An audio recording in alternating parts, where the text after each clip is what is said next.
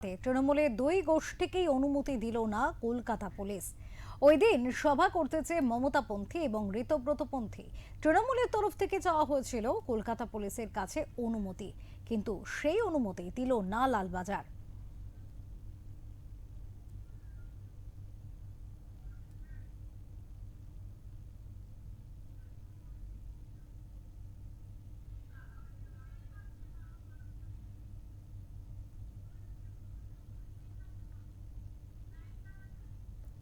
একুশে জুলাই, আর এই 21শে জুলাইয়ের গুরুত্ব কতটা ছিল বঙ্গ রাজনীতিতে তা বিগত দিনে মানুষ দেখেছে।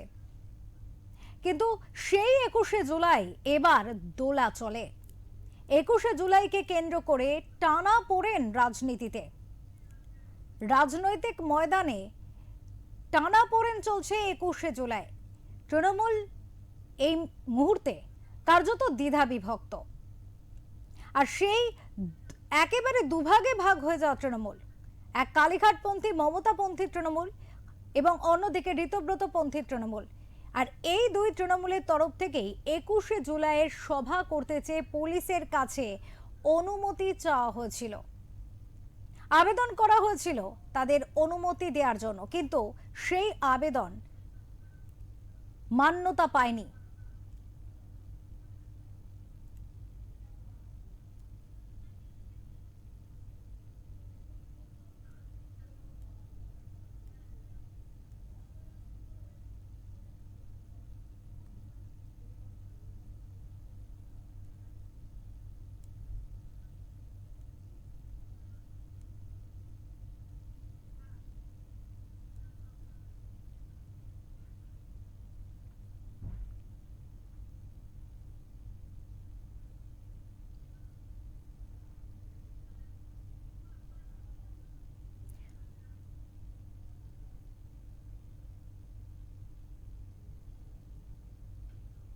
কার্যত রাজনৈতিক ময়দানে 21শে জুলাইয়ের গুরুত্ব এক কথায় তৃণমূলের কাছে অপরিসীম।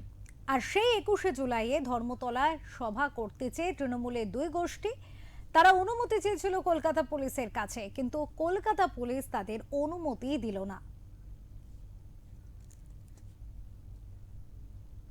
কলকাতা পুলিশের তরফে জানানো হয়েছে 21শে জুলাইয়ে ভিক্টোরিয়া হাউসের সামনে আর কোনো জনসভা করা যাবে না। পুলিশ কমিশনার অজয় নন্দা জানিয়েছেন, ভিক্টোরিয়া হাউস এবং তার চারপাশে আগেকার ফৌজদারি দণ্ডবিধির 144 ধারা জারি থাকে, অর্থাৎ বর্তমানের ভারতীয় ন্যায় সংহিতার 163 ধারা অনুযায়ী এখানে জমায়েত নিষিদ্ধ। তাই 21শে জুলাই ভিক্টোরিয়া হাউসের সামনে শহীদ দিবস পালনের অনুমতি পাবে না কেউ। সূত্রের খবর, পুলিশের এই বার্তার পর বিকল্প জায়গা খুঁজতে শুরু করেছে কালীঘাট তৃণমূল। বিষয়টি নিয়ে সরব হয়েছেন মমতাপন্থী তৃণমূল নেতা কুণাল ঘোষ। ফলে এটা সম্পূর্ণভাবে একটা রাজনৈতিক দমন পীড়নমূলক, বিরোধীদের কণ্ঠরোধ এবং শহীদ পরিবারদের শহীদ স্মৃতিকে অপমান করা। No I card no vote, সচিত্র পরিচয়পত্র আপনাদের আমাদের কারোর ছিল না। মমতা বন্দ্যোপাধ্যায়ের দাবিতে প্রথম এই সচিত্র পরিচয়পত্র হয়। তো এখন এই সচিত্র পরিচয়পত্র, তার দাবিতে যে মিছিল, তার দাবিতে যে কর্মসূচি, সেখানে সিপিএম এর হারমাত্রা এবং পুলিশ গুলি চালিয়ে 14 জনকে মারেন, নিহত 14, মমতা বন্দ্যোপাধ্যায়কে খুনের চেষ্টা, শতাধিক আহত। তারপর থেকে প্রত্যেক বছর এই দিনটায় শহীদ তর্পণ করেন মমতা বন্দ্যোপাধ্যায়। প্রথমে ঘটনার সময় তিনি যুব কংগ্রেসের সভানেত্রী ছিলেন, পরবর্তীকালে তৃণমূল কংগ্রেস। তো সেটা হয়ে আসছে, এবং ওই জায়গাটিতেই, ধর্মতলার যে জায়গাটি সেখানে সভা হয়, ওই জায়গাটিতেই যেহেতু গণহত্যার যে 2-3টে জায়গা ছিল, তার মধ্যে ওটি একটি জায়গা, এবং ওখানে মৃতদেহ পড়েছিল শহীদদের, তাই ওখানেই শহীদ তর্পণ হয়।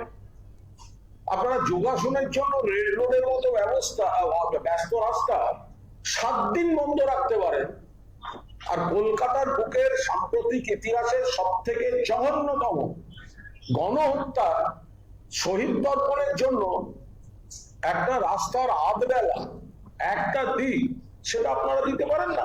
উল্লেখ্য, 21শে জুলাই দিনটিকে মর্যাদার সঙ্গে পালন করে আসছে তৃণমূল কংগ্রেস।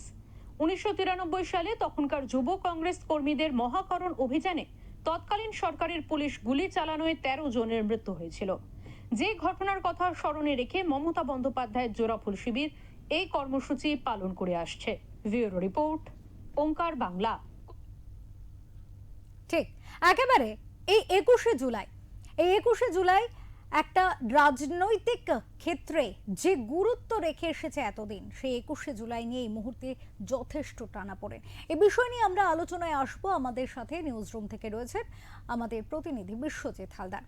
বিশ্বজিতের কাছে আসবো এবং এই বিষয় নিয়েই আলোচনা করব আজকে। বিশ্বজিৎ, 21শে জুলাই রাজনৈতিক বঙ্গীয় রাজনীতিতে তার গুরুত্ব একটা সময় অপরিসীম তো বটেই, এবং বিগত বেশ কয়েক বছরের দিকে যদি আমরা পিছন ঘুরে তাকাই তাহলে দেখব 21শে জুলাই মানেই তৃণমূলের কাছে বা তৃণমূলের সংগঠন থেকে শুরু করে দলীয় কর্মী সমর্থকদের কাছে কিন্তু এই 21শে জুলাই একটা অত্যন্ত গুরুত্বপূর্ণ দিন। আজকে সেই দিনে দাঁড়িয়ে একেবারে বলা যেতে পারে তৃণমূল কংগ্রেসের তরফ থেকে যে অনুমতি চাওয়া হলো সেই অনুমতিটুকু পর্যন্ত মিলল না। এর প্রথমে কারণে আসবো, ঠিক কি কারণ? দেখো, কলকাতা হাইকোর্টে দ্বারস্থ হয়েছিল রাজ্যের এই মুহূর্তে যারা প্রধান বিরোধী দল তৃণমূল কংগ্রেস, তাদের 21শে জুলাই শুধুমাত্র তৃণমূল কংগ্রেসের কাছে একটা আবেগ নয়, এটা তাদের কাছে একটা রাজনৈতিক অস্ত্র ছিল। এই 21শে জুলাই মঞ্চটাকে ব্যবহার করে তৃণমূল কংগ্রেসের নেতা নেত্রীরা বা তৃণমূল সুপ্রিমো মমতা বন্দ্যোপাধ্যায় কার্যত তৃণমূল কংগ্রেসের যারা কর্মীরা নেতারা রয়েছেন তাদেরকে দিক নির্দেশ করতেন যে একটা বছর তৃণমূল কংগ্রেস তারা কী ধরনের রাজনীতি করবে, কীভাবে তারা তার যে রূপরেখা সেটা কিন্তু মমতা বন্দ্যোপাধ্যায় ঠিক করে দিতেন। 26-এর বিধানসভা নির্বাচনের পর ঠিক যখন তৃণমূল কংগ্রেস তার মাত্র 80টা আসনে তার জয়যাত্রা থেমেছে এবং তারপরে আমরা দেখছি বিধানসভার ক্ষেত্রে কিন্তু তৃণমূল কংগ্রেস কার্যত আড়াআড়ি দুভাগ হয়েছে। একদিকে ঋতব্রত তৃণমূল, অন্যদিকে কালীঘাট তৃণমূল। এবং এই যে দুভাগ হয়ে যাওয়ার পর তৃণমূল কংগ্রেস তার এই যে 21শে জুলাই তার এই যে আবেগ বা তাদের রাজনৈতিক অস্ত্র কীভাবে ব্যবহার করবেন, বা মমতা বন্দ্যোপাধ্যায় তার কর্মীদেরকে এই যে এই মুহূর্তে তৃণমূল কংগ্রেসের মনোবল যেখানে তলানিতে ঠেকেছে, একাধিক কাউন্সিলরদের উদ্দেশ্যে ডিম ছুঁড়ে মারছেন সাধারণ মানুষ, এটাকে কার্যত সাধারণ মানুষের বিক্ষোভ হিসেবে বিজেপি দেখছে। সেই পরিস্থিতিতে তৃণমূল কংগ্রেস বা তৃণমূল সুপ্রিমো মমতা বন্দ্যোপাধ্যায় তিনি তাদের কী বার্তা দেবেন 21শে জুলাই এই মঞ্চ থেকে, সেদিকে কিন্তু সবাই তাকিয়েছিল। কিন্তু আজকে কলকাতা হাইকোর্ট কিন্তু কার্যত 21শে জুলাইয়ের যে অনুমতি সেটা না করে দিল। কারণ তুমি জানো যে লালবাজারের পক্ষ থেকে কারণ দেখানো হয়েছে যে এই ভিক্টোরিয়া হাউসের সামনে যেখানে 21শে জুলাইয়ের জন্য অনুমতি চাওয়া হয়েছিল এবং দীর্ঘদিন ধরে কিন্তু এই ভিক্টোরিয়া হাউসের সামনে তৃণমূল কংগ্রেস তাদের এই শহীদ তরফ বা 21শে জুলাইয়ের যে সভা সেটা করে আসছিল। কিন্তু আজকের 21শে জুলাই যে ভিক্টোরিয়ার সামনে অনুমতি চাওয়া হয়েছিল, লালবাজারের পক্ষ থেকে পরিষ্কার জানিয়ে দেওয়া হয়েছে যেহেতু 144 ধারা জারি করা থাকে ওখানে, বা ভারতীয় ন্যায় সংহিতা হিসাবে 163 ধারা জারি করা থাকে, সেহেতু এখানে কোনো রাস্তা বন্ধ করে বড় সভা করার অনুমতি দেওয়া সম্ভব নয়। পুলিশের পক্ষ থেকে যেহেতু এই জানানো হয়, কলকাতা হাইকোর্ট স্বাভাবিকভাবে এই ভিক্টোরিয়া হাউসের সামনে শহীদ সভা করার জন্য তৃণমূলের অনুমতি দেয়নি। তো এবারে প্রশ্ন হচ্ছে যে কেন অনুমতি দেওয়া হলো না। কিন্তু আমরা দেখেছিলাম যে অতীতে যে গত বছর যখন তৃণমূল কংগ্রেস রাজ্যের শাসন ক্ষমতায় রয়েছে তখন কিন্তু এই 21শে জুলাইয়ের অনুমতির জন্য কিন্তু কলকাতা হাইকোর্টে ছুটতে হয়েছিল। কারণ সেই সময় বর্তমান যারা শাসক দল তৎকালীন বিরোধী দলের পক্ষ থেকে বিজেপির পক্ষ থেকে কিন্তু এই যে রাস্তা ভিক্টোরিয়া হাউস রাস্তা আটকে যে শহীদ স্মরণ বা শহীদের যে সভা করার যে তৃণমূল কংগ্রেস করতো বিরোধিতা করা হয়েছিল। কিন্তু তখন লালবাজারের পক্ষ থেকে দাবি করা হয়েছিল যে এখানে ভিক্টোরিয়া হাউসের সামনে শহীদ সভা করার জন্য তাদের পুলিশের পক্ষ থেকে কোনো সমস্যা হবে না। অর্থাৎ লালবাজারের যে ভূমিকা সেটা আমরা দেখেছিলাম গত বছরে অনুমতি দেওয়া হয়েছিল, কিন্তু এবারের যে 21শে জুলাইয়ের যে সবার অনুমতি কার্যত লালবাজার দিল না। এবারে একটা বিষয় সামনে আসছে যে যেহেতু এই মুহূর্তে রাজ্যের শাসন ক্ষমতায় তৃণমূল কংগ্রেস নেই, তাহলে এই যে দুটো ভাগে ভাগ হয়ে যাওয়া এবং কুণাল ঘোষের যে মন্তব্য যে রেড রোড, যেই রেড রোডে তুমি জানো যে নামাজের জন্য অনুমতি চাওয়া হয়েছিল কিন্তু সেখানে কলকাতা হাইকোর্ট নাকচ করে দিয়েছিল, সেখানে কিভাবে তাহলে 7 দিন আটকে রেখে যোগা দিবস পালন করা হলো। প্রধানমন্ত্রী নরেন্দ্র মোদী আসলেন, সেখানে 7 দিন আটকে যোগা দিবস পালন করা হলো রেড রোডের মতো একটা জায়গায়। এই প্রশ্ন তৃণমূল কংগ্রেসের পক্ষ থেকেও করা হচ্ছে। তবে সবচেয়ে তাৎপর্যপূর্ণ বিষয় ছিল যে বঙ্গ রাজনীতি কার্যত তাকিয়েছিল যে 21শে জুলাইয়ের যে তৃণমূল কংগ্রেসের যে আবেগ বা রাজনৈতিক যে অস্ত্র, সেই অস্ত্রটাকে ব্যবহার করে বা এই মঞ্চটাকে ব্যবহার করে এই মুহূর্তে যে ছন্ন ছাড়া তৃণমূল বা এই মুহূর্তে যে দুভাগে বিভক্ত হওয়া তৃণমূল, একদিকে বিধানসভার ভিতরে এবং অন্যদিকে এই যে একাধিক ইস্যুতে দলের কাউন্সিলরদের যে ডিম ছুঁড়ে মারা সাধারণ মানুষের এই যে পরিস্থিতি, এই প্রেক্ষাপটে তৃণমূল সুপ্রিমো মমতা বন্দ্যোপাধ্যায় যখন তিনি যারা ঘর ছাড়া রয়েছেন তারা ঘরে ফেরানোর জন্য উদ্যোগ নেওয়া, বা সাধারণ মানুষ বা সাধারণ কর্মী সমাজের সঙ্গে তৃণমূল সুপ্রিমো বা অভিষেক বন্দ্যোপাধ্যায় কোনো যোগাযোগ নেই, এই অভিযোগটা যখন সামনে আসছিল তখন 21শে জুলাই মঞ্চটাকে ব্যবহার করে তৃণমূল সুপ্রিমো বা অভিষেক বন্দ্যোপাধ্যায় কী বার্তা দেবেন সেদিকে কিন্তু সবার নজর ছিল। যদিও এই মুহূর্তে দোলা সেন বা কুণাল ঘোষ তারা বলেছেন যে তারা বিকল্প কোনো জায়গার সন্ধান করছেন, সেটা যদিও এখন তৃণমূল কংগ্রেসের পক্ষ থেকে এখন নির্দিষ্ট করে বলা হয়নি যে তারা কোন জায়গাটা নির্দিষ্ট করছে। তবে আমরা দেখেছি অতীতে যে তৃণমূল কংগ্রেসের পক্ষ থেকে কিন্তু ব্রিগেডেও এই 21শে জুলাইয়ের সভা হয়েছিল। এখন এই ভিক্টোরিয়া হাউসের পরিবর্তে ব্রিগেডের সভা করবে কি বা অন্য কোনো জায়গা তারা পছন্দ করবে সেটা এখন সময় বলবে। অপরূপা, একেবারে অনেক ধন্যবাদ বিশ্বজিৎ, তোমাকে অনেক ধন্যবাদ।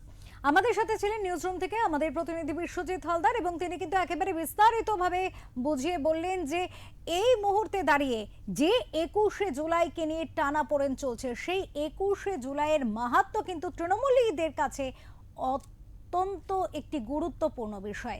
আর স্বাভাবিকভাবেই এই প্রশ্ন থাকছে যে বর্তমানে তৃণমূলের যে অবস্থা, যে বিধ্বস্ত পরিস্থিতি, সেই বিধ্বস্ত পরিস্থিতিকে হয়তো খানিকটা গুছিয়ে নেওয়ার এটা একটা শেষ প্রয়াসের জায়গায় ছিল, বিশেষ করে মমতাপন্থী তৃণমূলীদের কাছে। কিন্তু এই বিষয় জায়গাটা ছিল যে তৃণমূল, সেই মমতাপন্থী তৃণমূলীরা যারা সংগঠনের কর্মী রয়েছেন তারা এই মুহূর্তে যে পরিস্থিতির সম্মুখীন হচ্ছেন সেখানে দাঁড়িয়ে মমতা বন্দ্যোপাধ্যায় ঠিক কি বার্তা দেন। কারণ বিগত দিনগুলিতে আমরা দেখেছি যে 21শে জুলাইয়ের মঞ্চ থেকে কিন্তু একটা সার্বিক বার্তা তিনি ঠিক করে দিতেন। সেই বার্তা কি হতে পারত সেই এই দিনটার দিকেই কিন্তু তাকিয়েছিল সকলে। কিন্তু বর্তমানে যে পরিস্থিতি, আদৌ এই সভা হবে কিনা, হলে কোথায় হবে, কি বার্তা দেবে, এই একগুচ্ছ প্রশ্ন নিয়ে কিন্তু তাকিয়ে সমগ্র রাজনৈতিক মহল।